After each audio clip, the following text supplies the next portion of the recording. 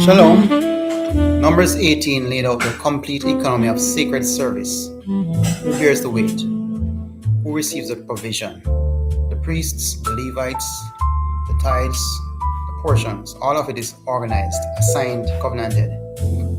And then Numbers 19 arrives.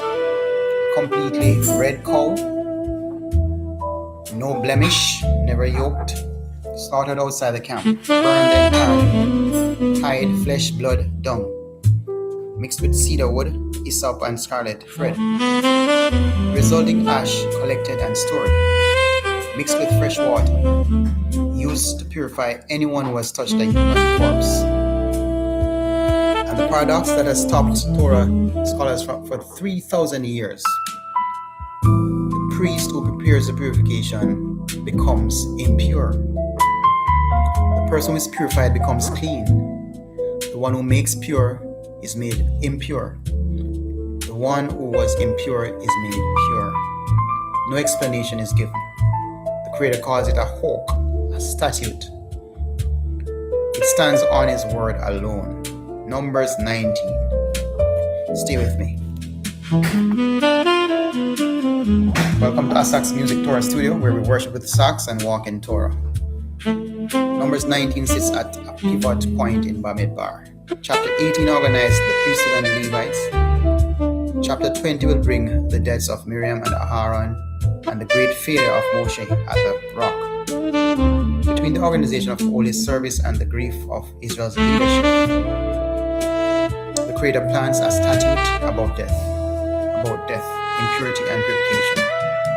The chapter has two main sections: preparation of the waters of purification in verses 1 through 10, and the categories of corpse, impurity, and the purification process in verses 11 through to 22.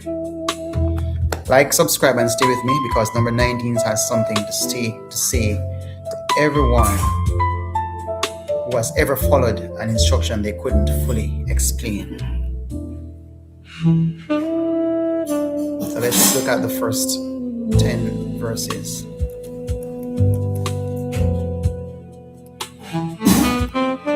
And the key verse is Numbers chapter 19 verse 2.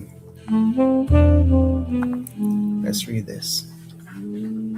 And the Creator spoke to Moshe and Aaron, saying, "This is a law of the Torah which the Creator has commanded, saying, Speak to the children of Israel that they bring you a red heifer, a perfect one, in which there is no blemish, and on which a yoke has never come."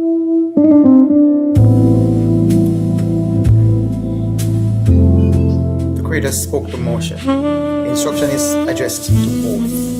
Speak to the children of Israel that they bring a red heifer without blemish. The specifications are precise.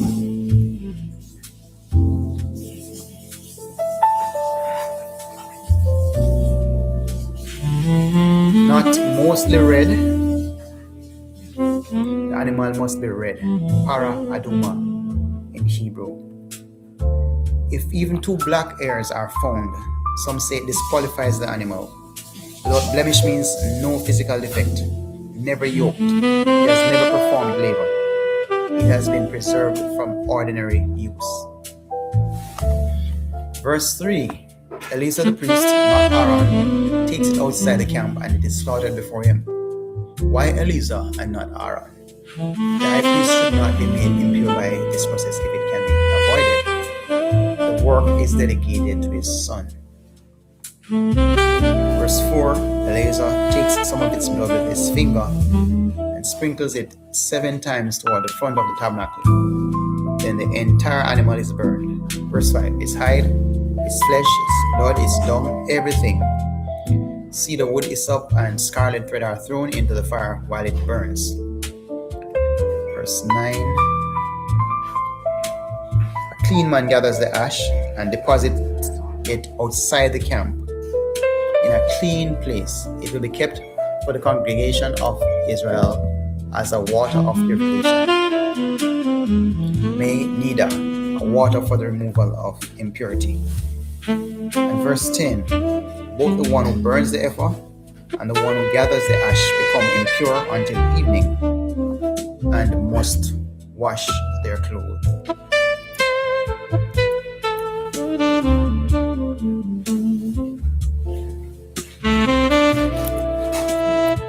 Alright, let's read on from verse 11. But there's something we must observe.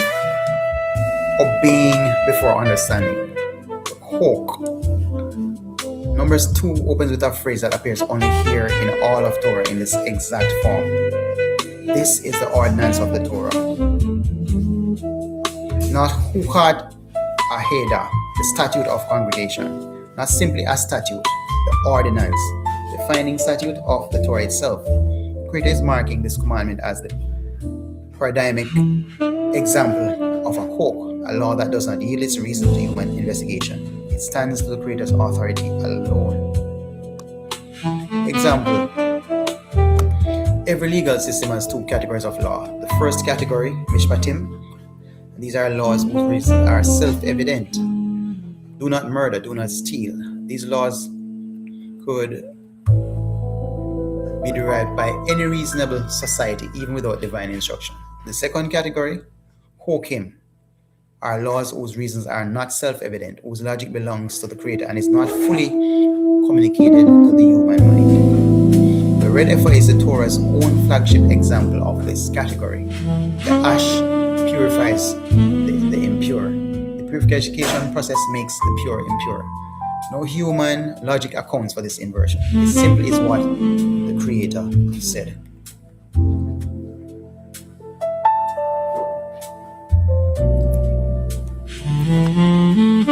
Every serious Torah student will eventually arrive at a commandment they cannot reason their way through. The red heifer is the Creator's way of preparing you for that moment before it arrives. Torah does not ask you to understand everything before you obey it. It asks you to trust the one who gave the instruction. The hawk is not an insult to your intelligence. It is an invitation to a deeper kind of trust than the Mishpatim require. Obedience to what you understand is a low bar. Obedience to what you cannot explain is where covenant loyalty is actually tested.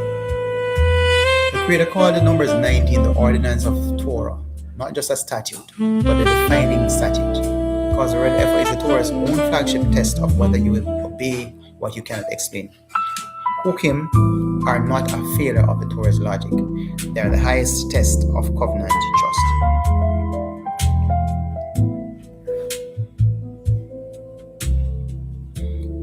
Alright, let's look at verses 11 through to 16.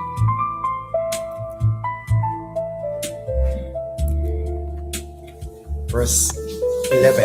He who touches the dead body of any human being shall be unclean 7 days. Now, the Creator defines the categories of corpse impurity. Tumat met. He who touches the dead body of any being shall be unclean 7 days. 7 days, not 1 day, not a night. The full weight of a week, the full cycle of creation time marks the duration of the impurity from contact with death. Then verse 12. The purification must happen on the 3rd day and on the 7th day.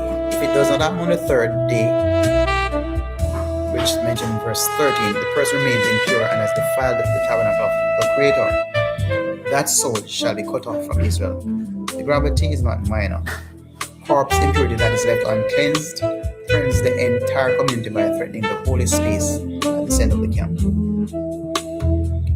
Verses 14 through 16 expand the categories, not just touching the body directly. Anyone in a tent where a person has died is impure for 7 days. Every open vessel in that tent is impure. In the open field, anyone who touches a person slain by the sword or a dead body or a human bone or a grave is impure 7 days. The categories widen in ever-expanding circles. The body itself, the tent that contains the body, every open container in that tent, the field where the body lies, the grave, contact with any fragment, a bone, a grave, carries the same 7-day weight. Death is the deepest impurity in the Torah. Observe, the Torah has a hierarchy of impurity. Some impurities last until evening and require only washing. Some require 7 days. Corpse impurity, tumat met, in Hebrew, is at the top of that hierarchy. It is the heaviest, longest lasting, and most contagious category of ritual impurity in the entire Torah. The red Heifer purification waters exist for no other purpose. Nothing else in the system removes it. Consider what the Torah is communicating through this hierarchy. The tabernacle, the place where the Creator dwells among Israel, is the zone of maximum life. The holy space, the holy vessels, the holy fire, the daily offerings, all of it is the concentrated presence of the living Creator in the midst of the camp. Death is the opposite pole. A body from which life has departed represents the furthest point from the holiness at the center. Contact with that opposite pole creates the most serious distance from the center, and therefore requires the most elaborate purification in the entire system. The Torah is not squeamish about death, it is precise about it. The elaborate purification system for corpse impurity is not a statement that grieving is wrong or that the dead are shameful. It is a statement about categories. The realm of life and the realm of death are distinct, and movement between them requires a formal, intentional process of re-entry into the community of the living. Grief has its time. The 7 days acknowledge it, but there is a pathway back, and the Creator designed it in detail. Corpse impurity is the heaviest category in the Torah's entire system of purity. 7 days, third day and the seventh day purification. Even a bone in an open field. The Torah is not afraid of death. It is precise about it, and it built a pathway back from it into the life of the community. Let's read on the final few verses from 17 to 22. And this is about the purification ritual.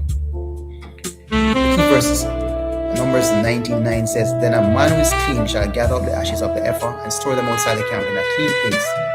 And they shall be kept for the congregation of the children of Israel for the water of purification. It is for purifying from sin." Now, the purification ritual itself, it's mentioned in verses 17 to 22. It says, "For the impure person, they shall take some of the ash of the burnt heifer and add fresh living water to it in a vessel." 18. A clean person takes hyssop, dips it in the water, and sprinkles it on the tent, on all the vessels, on all the persons who were there, and on the one who touched the bone, or the slain person, or the dead body, or the grave. The clean person, a specific clean individual, must perform the sprinkling.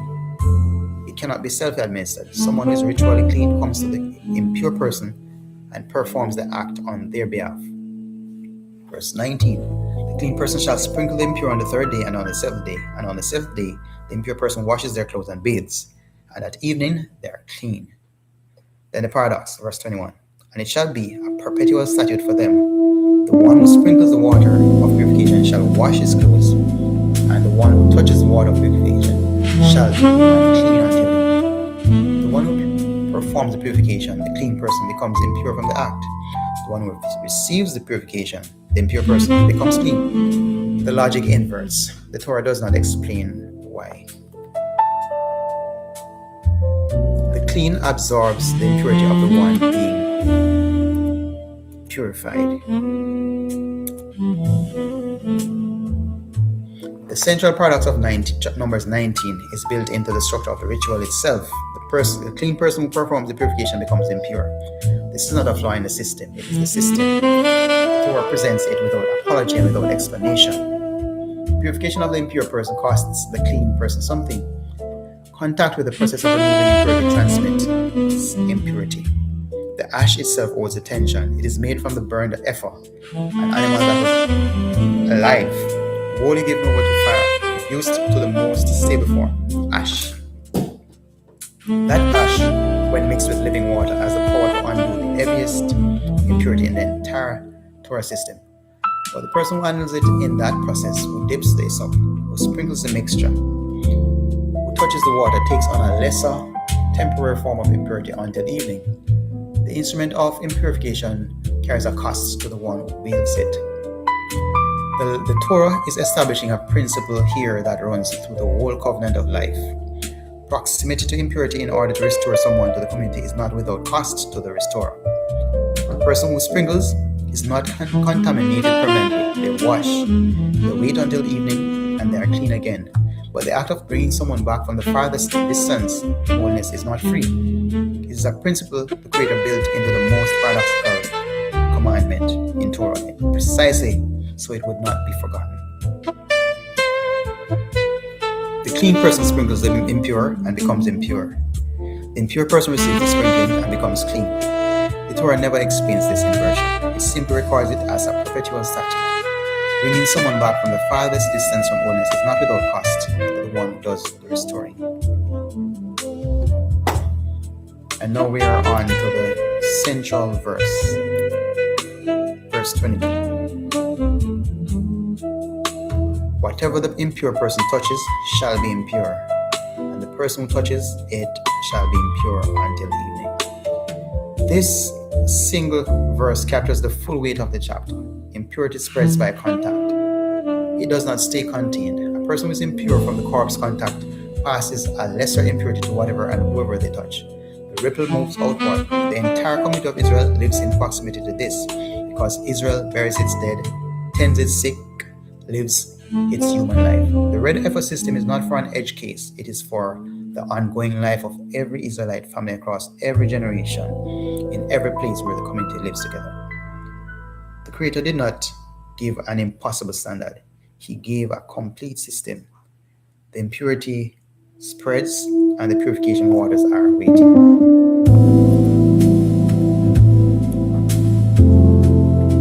Numbers 19 is the chapter that asks you the question the whole Torah is ultimately asking. Do you trust the Creator enough to obey what you cannot fully explain? 4 things this chapter gives you. The Chok as the highest test of covenant trust. Not every commandment comes with a reason. The red heifer is the Torah's own example of the category of law that stands on the Creator's authority alone. Obedience to what you cannot explain is where covenant loyalty is actually tested. Death as the heaviest impurity in the Torah system and a pathway back. 7 days, 3rd day, and 7th day purification. The Torah does not deny grief, it holds space for it and then opens a door through it. The clean person who absorbs impurity in the act of restoring the impure, proximity to someone in the farthest distance from holiness is not without cost to the one who comes near. The Torah built this into the most paradoxical command so it would not be forgotten. And the purification waters always waiting. Impurity spreads by contact. The Creator designed the remedy before the impurity arrived. The ash is stored in a clean place outside the camp. It is ready. It does not expire. It waits for the one who needs it. The question Numbers 19 leaves with you with is simply this. Is there a Chok, a commandment without a tidy explanation, that you have been holding at arm's length? The red heifer says, the Creator's authority is sufficient. The water is prepared. Come near. Thank you for walking through Numbers 19 with me. Like, share, and subscribe. Do not miss Numbers 20. Miriam dies, Moses strikes the rock, Aaron's priesthood ends. The leadership of the wilderness generation begins to fall. And now for the sax meditation. Let us meditate on what is shared herein.